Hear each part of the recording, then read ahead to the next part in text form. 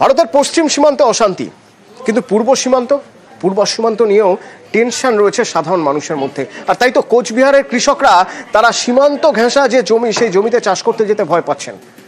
তাদেরকে বুঝিয়ে পুরোপুরি কনফিডেন্সে আনছে সেনা এবং পুলিশ।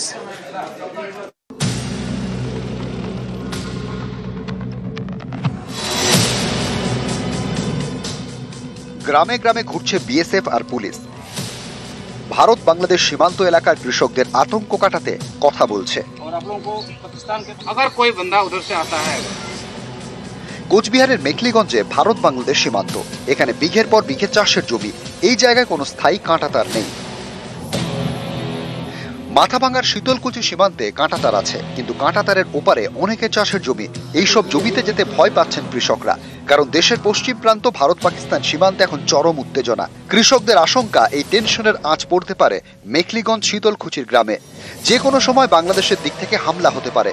এই ভয় কাটাতে গ্রামে গ্রামে যাচ্ছে বিএসএফ এবং পুলিশ।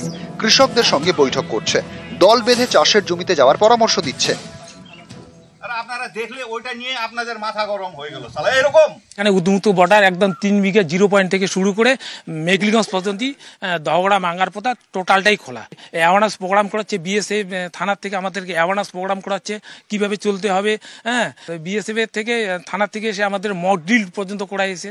চাষ আমাদের সময় করা যাবে, কিন্তু একা যাওয়া যাবে না। হ্যাঁ, দলবদ্ধভাবে সবাই মিলে একসাথে যেতে হবে। শীতলকুচির বাসিন্দা উকিল বর্মন গত মাসের 16 তারিখ তাকে চাষের জমি থেকে বাংলাদেশের দুষ্কৃতীরা তুলে নিয়ে যায় বলে অভিযোগ। তারপর আর বাড়ি ফেরেননি উকিল। এ নিয়ে অন্য কৃষকদের মধ্যে ঢুকেছে ভয়। এখন ভারত পাকিস্তান টেনশনের মধ্যে সেই ভয় আরো বেড়েছে। বাংলাদেশের কিছু দুষ্কৃতীরা, কিছু লোক আমাদের বাবাকে কৃষি জমি থেকে তুলে নিয়ে চলে গেছে। বাংলাদেশের লালমনিরহাট থানায় এরকম শুনছি আর কি আছে নাকি। শীতলকুচি থানার পুলিশের সঙ্গে আমি ফোনে কথা বললাম। ওরা বলছে যে দেখো ভাই, আমাদের হাতে কিছু নেই, এটা হচ্ছে সেন্ট্রাল গভর্নমেন্টের ব্যাপার। কতটা সমস্যায় আছেন আপনারা? ভীষণ সমস্যায় আছি। অ্যাওয়ারনেস প্রোগ্রাম আমরা করছি যৌথভাবে।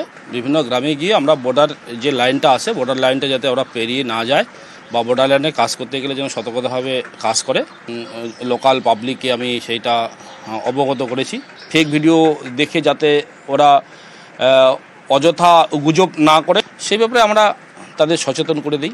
যারা চাষ করতে যাবে তাদের বলেছি যে আপনারা যাবেন যখন অনেকজন মিলে যাবেন এবং বিএসএফকে বলে যাবেন।